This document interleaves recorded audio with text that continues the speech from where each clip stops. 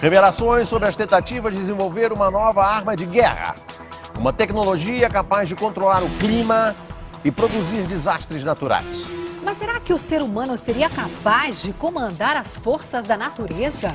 Mito ou verdade? Ciência ou teoria da conspiração? Raios,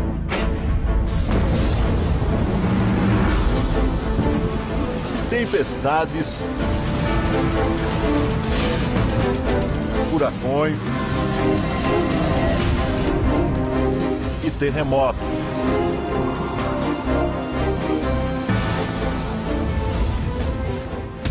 Como seria se um exército ou um grupo terrorista pudesse usar tudo isso contra o inimigo?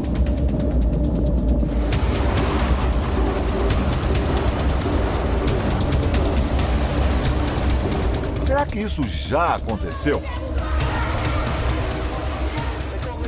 Desastres como esses que acabamos de mostrar sempre tiveram uma única explicação: a força incontrolável da natureza. Agora surgem novas teorias sobre a ação humana por trás da destruição. Experiências secretas ou pouco conhecidas teriam a finalidade de criar uma nova arma de guerra: a manipulação do clima. Uma tecnologia capaz de transformar, por exemplo, as ondas do mar num tsunami, como aquele do Japão, e com isso destruir uma cidade inteira.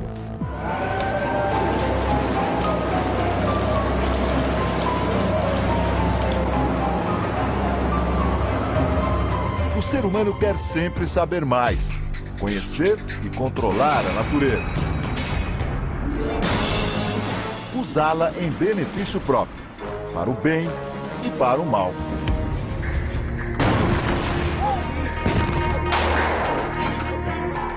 Por que não transformar em armas os desastres naturais?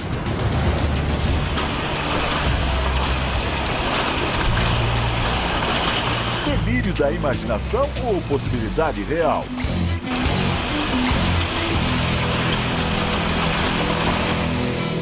Quem poderia prever a dimensão de um ataque como o de 11 de setembro? E hoje, 10 anos depois, quem pode garantir que o homem não vai produzir uma nova arma? Uma arma climática?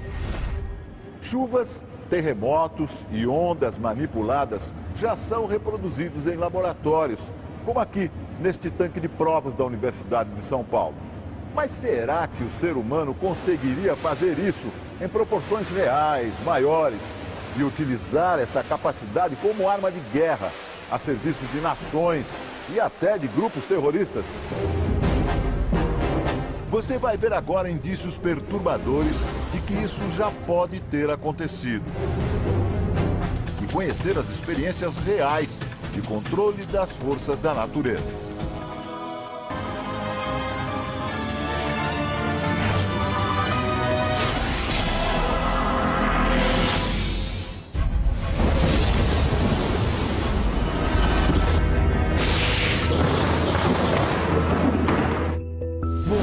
Do Novo México, Estados Unidos.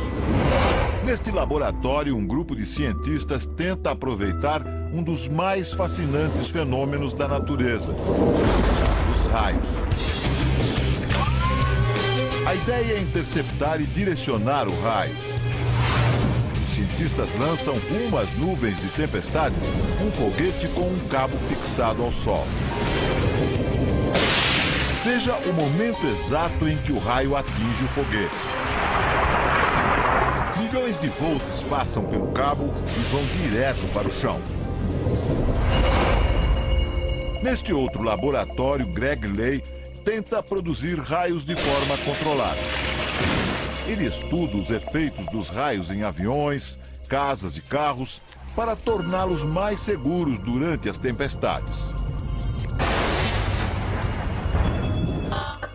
O cientista aciona a máquina e um raio se forma aos poucos. A experiência é apenas uma amostra do que acontece ao ar livre. Agora imagine um campo de batalha onde o alvo é um tanque inimigo. As pesquisas não têm finalidade militar, mas os cientistas concordam que os raios podem ser uma arma devastadora numa guerra. Eles podem percorrer uma distância de mais de 7 quilômetros e atingir o alvo com uma temperatura de 27.000 graus centígrados. O cientista Nick Pope explica que, além de matar, o raio pode cortar sinais eletrônicos, o coração das armas modernas. Pode interceptar sinais de radar, impedir a operação de sistemas e interferir em todos os tipos de programas de computador.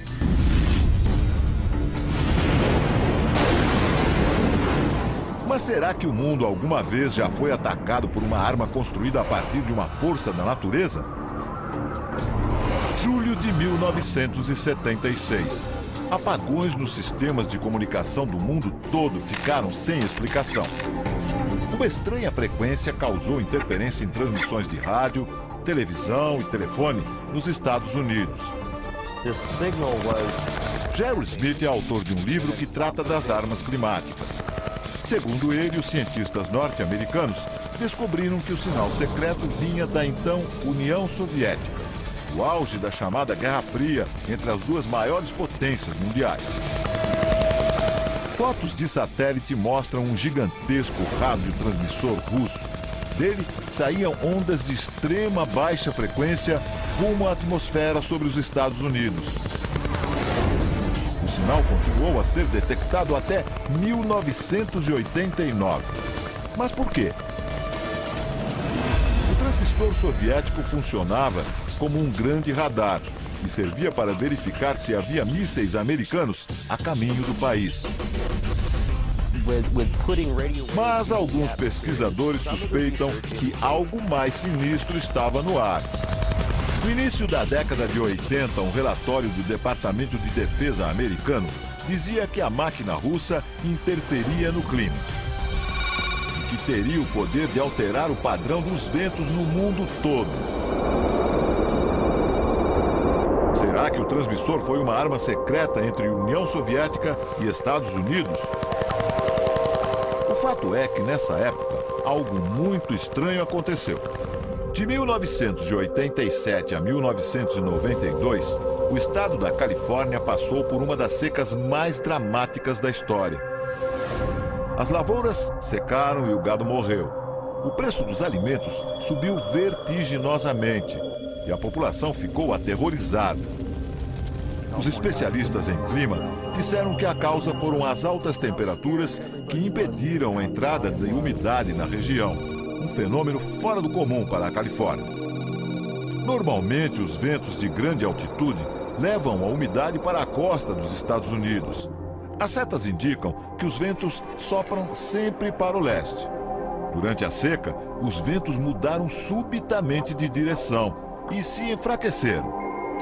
É claro que os soviéticos negaram tudo. Este professor de táticas militares diz que negar faz parte do jogo. Afinal, nenhum governo se sentiria confortável em admitir que deu início a uma guerra climática.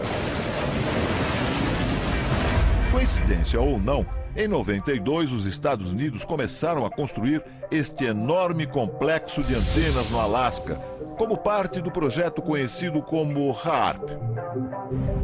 A sigla em inglês quer dizer Programa de Investigação de Aurora Ativa de Alta Frequência. Um nome sofisticado para um projeto que começou na Força Aérea e na Marinha Americanas. O complexo reúne 180 antenas de 22 metros de altura. Juntas, elas podem apontar para qualquer alvo no céu e emitir milhões de watts de baixíssima frequência, formando uma trilha na atmosfera. Este militar americano diz que o projeto HAARP é usado apenas para fins de defesa. Mas uma outra teoria apareceu. A intensa energia jogada no céu pelo HAARP poderia ser um dos fatores do aquecimento global e das mudanças climáticas. O cientista Nick Begic acusa o governo americano de sonegar informações e garante: as pesquisas do HAARP são utilizadas, sim, para provocar mudanças climáticas. Quando as ondas de baixa frequência atingem a camada mais alta da atmosfera, elas criam um espaço vazio e mudam a posição das áreas de umidade. O cientista simula o efeito do HAARP em laboratório. Ele produz uma nuvem dentro de um tubo.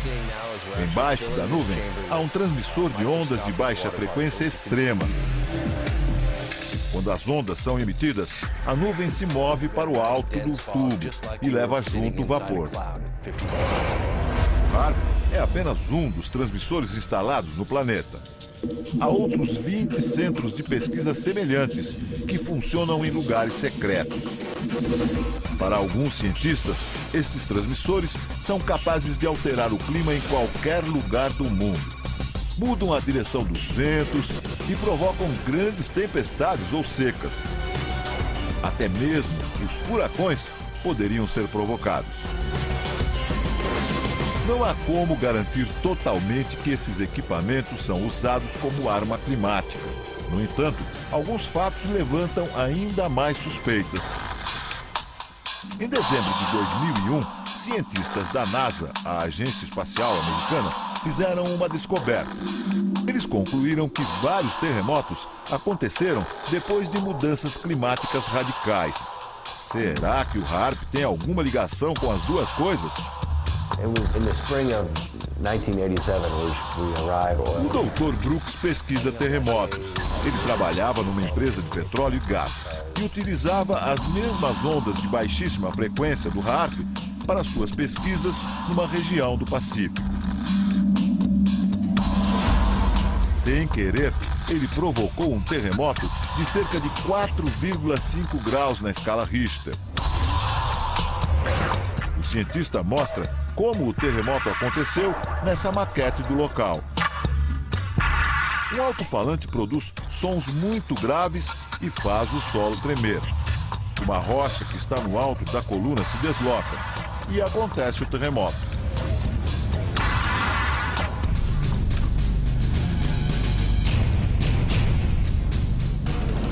Várias teorias afirmam que o HAARP é responsável por terremotos em territórios inimigos dos Estados Unidos, como o Irã e o Afeganistão.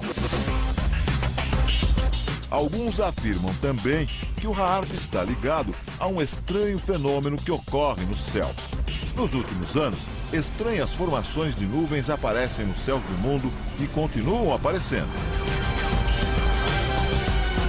Parecem apenas jatos de fumaça deixados por aviões. Só que eles permanecem no céu por muito mais tempo. Às vezes por algumas horas, às vezes por dias, e formam nuvens artificiais. Nuvens que alguns pesquisadores chamam de rastros químicos. Chemtrails are deliberately sprayed by high-flying. William Thomas é autor de um livro sobre o assunto. A teoria dele é que esses rastros químicos são utilizados em conjunto com a HAARP.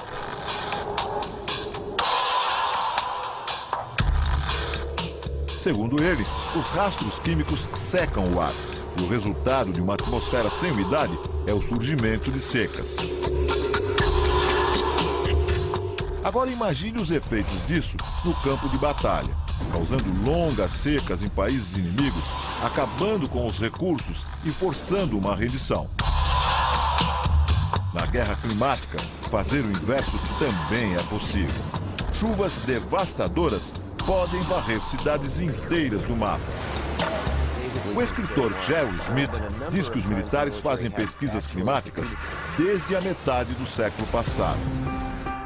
Em agosto de 1952, a pequena cidade inglesa de Lynmouth sofreu uma grande